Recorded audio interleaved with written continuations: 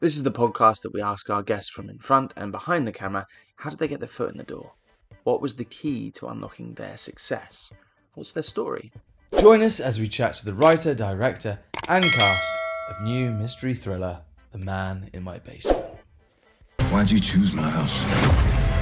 There's some answers you don't need to know. You seem tense, Mr. Blakey. Just tell me what you did. What is that? Are you okay, Charles? Tell me who you are, and I'll kill you. Why are you here? Why are you here? I'm an actor myself, so someone like you, it's a career that people look up to. And I'm really intrigued. My podcast is usually about how someone's career begins, the passion and how you found that love of performance. How did you find that? Were you a child? How did it come about? I think I found it a little bit when I was a child because I liked performing ever since I was young. But I never thought it would be a profession because I grew up in a place and in a family that we had no models for that. It was just not realistic. And then I just kind of bumped along, and I went to university for a little bit, but basically I entered by, going to situations, started working with a small experimental theater, and then moved to New York and worked with another experimental theater, for lack of a better word. And that really was what shaped me. Really, my identity was as a theater actor. And then people saw me in plays at the Wooster Group in New York City, and that's how I started doing movies. Wow. And in terms of, do you have any advice? I mean, I know the industry is always changing, evolving, but do you have any advice for actors coming into it now and trying to get their foot in the door? No, I mean, It's a hard question, I know. no. I always get very shy about giving advice, but I think the one thing that always holds true is find out what you love to do, and it doesn't matter the level that you do it on. Do that, and that'll sustain you, and then it'll go where it'll go, because there's so much now. I don't know that there was before, but it feels like it's really increased. There's a lot about careers and. When I meet young actors now, they know things about navigating a career and about, working the movies as an industry that I never thought of. Sometimes I still don't even think about. They seem very savvy and very stressed, and I think sometimes it's better to, really just go towards what you love to do and not worry about how it places you in terms of a career or don't worry about having it work out. Just concentrate on what you love to do. I guess that's the main thing.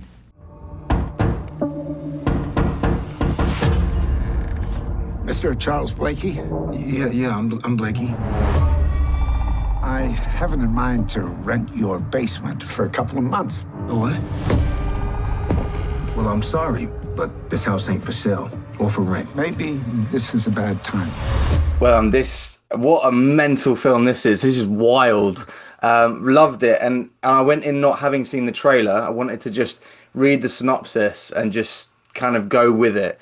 And I'll tell you what, my jaw was on the floor. All right. What was the process with you getting involved with this project? I was pretty direct. Script was sent to me. Nadia wrote me a letter. And then we started talking. I got a sense of why she wanted to do the project. And that's really it. I mean, you've had a career with so many amazing roles, like bigger budget, smaller budget. With something like this is it's a really contained film. There's few locations, few characters. It's really character driven.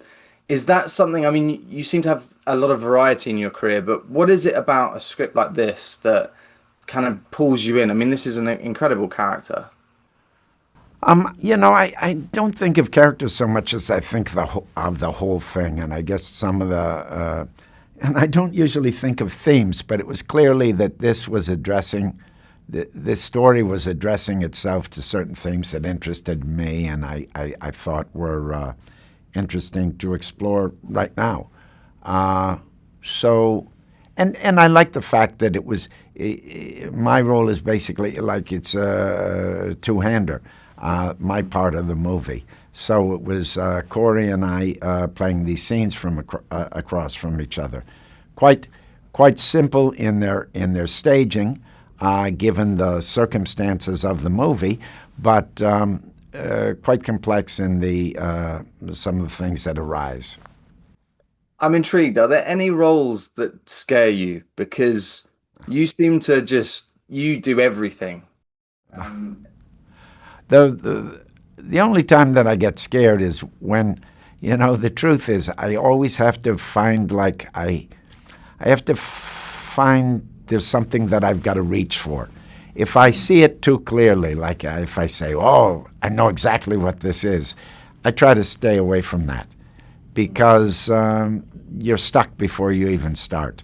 And I think you have to give yourself these little challenges or these little curiosities in order to motivate you to find a new way of thinking or a new way of being, which is really essential if you're going to inhabit the idea of another person or the reality of another person. So it's basically the ones that scare me are the ones that are just flat. I see it too quickly. It's done. There's nothing to do. You always look for opportunity to have something happen to you. Now for a quick break. We'll be back to the episode shortly. If you enjoyed this episode and want to support us, get early access and exclusive content and episodes, click to join our YouTube channel and become a member now. Please leave us a positive rating. Add us on Instagram, Twitter, TikTok at Life in Film Pod. Essentially, please like and subscribe everything. It makes a huge difference. Thank you. Life in Film has partnered with Betterhelp to provide you with access to the largest online therapy service in the world. And it can all be done from the comfort of your own home, from a phone, tablet or laptop. No commute, cutting down travel costs, and most importantly, it's affordable.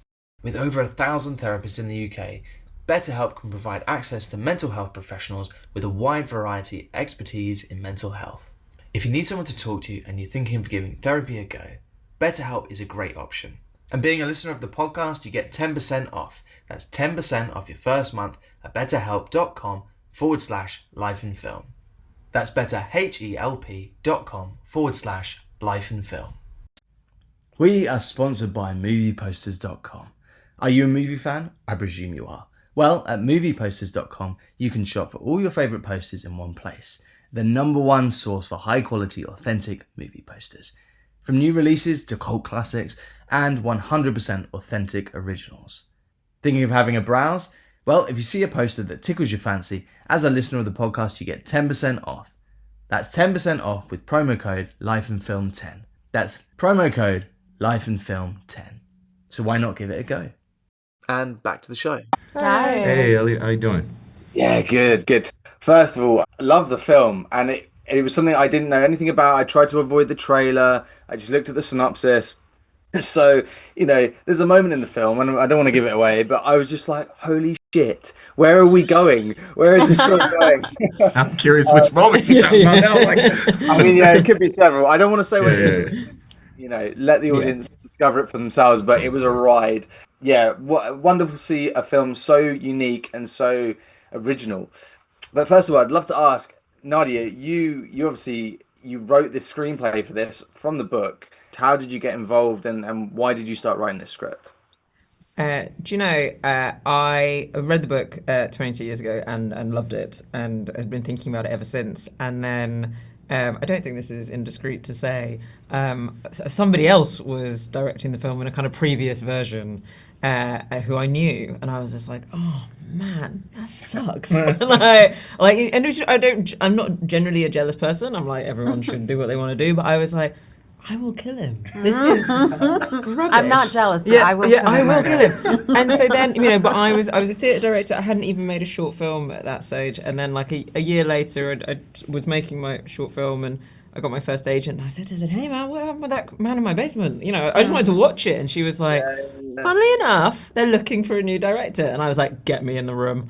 And I just turned up with like a 90-page deck of this is how we are going to do the film. It's still, I'll tell you something, there are 3 scenes in the film that still follow the storyboards I drew for that. Wow. And that was 6 years ago. Wow. And so, you know, and you know, the company who were producing it, I think they kind of were just like, actually, what we really need is somebody who just loves this story.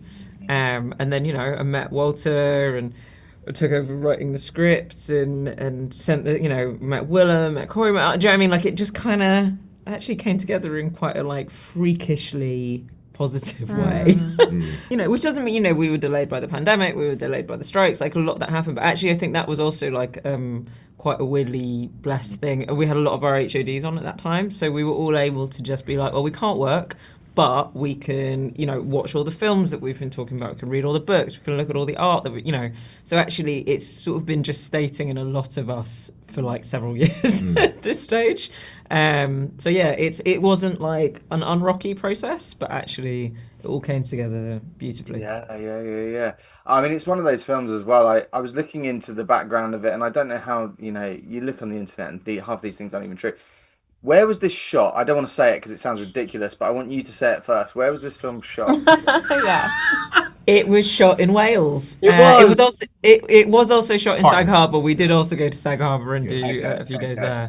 But yeah, it was shot. But like 95%. Oh, in 90, Wales. 90, Yeah. you know what I mean? Like massively in Wales. I will say that's not like a weird, like, oh, let's just shoot in a random place. We looked at South Africa, we looked at Georgia, we looked at Scandinavia. You know, we went around the world because the problem is the film is set in 1994 and it doesn't, Sag Harbor doesn't look like 1994 Sag Harbor necessarily anymore. So we always had a slight problem that how do you get it to be historically correct?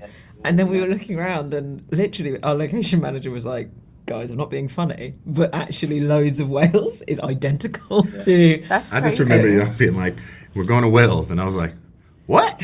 We're going where? I love that.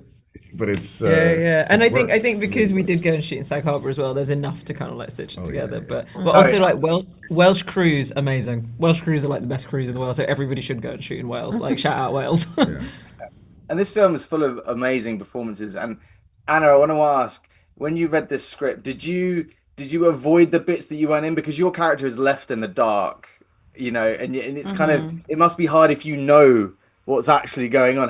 What was your process to sort of get into this role without, you know, knowing too much? No, I didn't avoid the bits I was in because I wanted to see what the fuck was happening, like what was going to happen. But the process, well, the first thing that I was like, okay, how do I play an antiquarian and a historian and what did she want to be? Like, I think people like that want to, like their dream is to curate museums. And so just, I went online and I think the Met and stuff, they have these like short snippet interviews of people that do this kind of work. So just getting into that kind of really cool, nerdy, very specific, like what's the kind of person that's very specific in what they do, that they do something like really, you know, so getting into that was kind of the biggest challenge and really fun. And then the wardrobe helped, like she's, and I know Nadia loves the wardrobe so for good. nurses. You know, if she wasn't, and how she's described in the book is like, not really attractive, like necessarily, but like long fingers and really nerdy. And so that was cool to kind of be like, okay, that's a different type of person I'm not used to playing. And so like, let's, you know, so. Love it. Yeah. Yeah, there were some great knits, some great jumpers in this film. thank you. Shout out Lynn Ollie, our costume designer. There are some great knitwear. Great. It really original suits nurses. 90s knitwear. Yeah. It really does. There's a lot of men in the background wearing some pretty funky jumpers. Yeah. Like, nice. I stole at least 4 of those. Before we go, Corey, this is, I mean, I'm an actor myself, and I was watching this thinking, oh man, this is a killer role. And it's such a great performance. When you read this, I mean, this role has got everything, man. Like, was it a bit of a dream to see this on paper and go, I'm going to get to do this? A dream and a nightmare. The dream being obviously to take on a role like this and to be able to just dive into, it's an actor's dream. It truly is. And then to work with a bunch of, you know, theater people as well on a film like this. It was definitely a dream come true. The challenges are, it's just after you say yes, then it's the doing it. It's the, I mean, he's in every single scene. Yeah, He didn't have a yeah. minute off. Do you know what I mean? Like, just all day, every day. Where's Corey? There he is. And I was training for a marathon at the same time, which I thought was It's an insane. overachiever, really. I mean, Oh, you were training Yeah, for that. yeah. You don't have any sympathy for me. for this. Yeah, he would But get up at like 3 and 4 to train for this. Man. Marathon. Crazy. But again, it's that thing of like, you know, sometimes when you're doing the hardest thing, one of the hardest things ever, it's like kind of really cool to like also throw something else in there that also balances that out. So then you look at this and you're like, well, that's not that hard. And then you look at that and you're like, that's not that hard. Well, then, you know, these are both hard things, and you find ways to just sort of get through it. And Charles is such a complex individual and person, and to be able to like breathe life into somebody who sort of seems to just float through the world in this stillness. It was just a dream to be able to find ways to activate that. And then also the like sort of upstairs, downstairs of it all, I really sort of love, because it was also like we were shooting 2 different films. Yeah, you actually do 2 very different styles of acting in the film. Do you know what I mean? There's a kind of like naturalistic Charles upstairs, and then there's this like fully baroque kind of like 2 men going at each other in the basement. And actually, I actually really felt watching it yesterday, like I was like, oh, these are 2 totally different things that, you know, obviously Willem only exists in one of those. But actually, if you look at the sort of acting that happens upstairs, which is, you know, a lot with the women and with his friends, I was just like, wow, like he's a totally different person. You know, there's something that Aniston does to him that makes him talk in a totally different way. And I actually really enjoyed it. I was like, he stands taller downstairs. He's like, Sort of making himself out. because you can reinvent yourself. You can be whoever you want to be. Yeah. If you enjoyed this episode and you want to support us, get early access and exclusive content, all ad-free, click and join the Life in Film YouTube channel and become a member now. Thank you to our guests, Nadia, Corey, Anna, and Willem. Thank you to Kate, Ashley, and the rest of the team at Organic Publicity.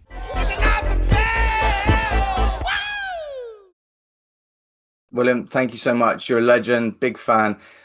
And we've run Thank out you. of time, but I would ask you about what your secret is to your great head of hair. But we'll do that another time, another day. I have nothing to do with it. It just grows. What can I say? Thank God. Thank God. Perfect, man. Thank you so much, and all the best. All right. Thank you. Bye-bye. Thank you so much. It was Thanks so really much. good. Appreciate it. Thanks, Elliot. We'll man. send you back.